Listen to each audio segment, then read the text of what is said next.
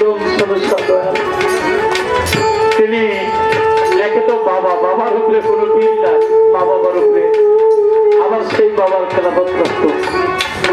এর চাইতে খাতি আর কি হইতে পারে? সেই গান শুনে 500 টাকা, আরেকজনে বেরোল 100 টাকা দিবে। বাবাকে কাবা জানিও, মদিনা জানিও, পাকিয়া যদি রে ভাই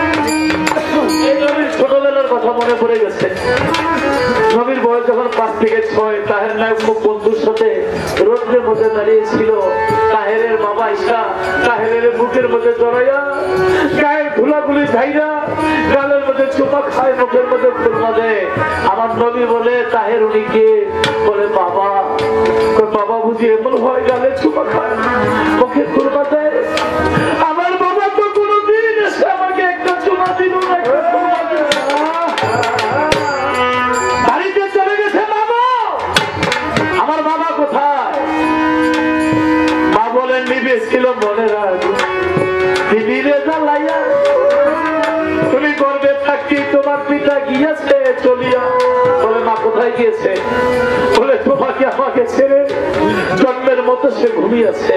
আমার নবী বলে আমার মাকে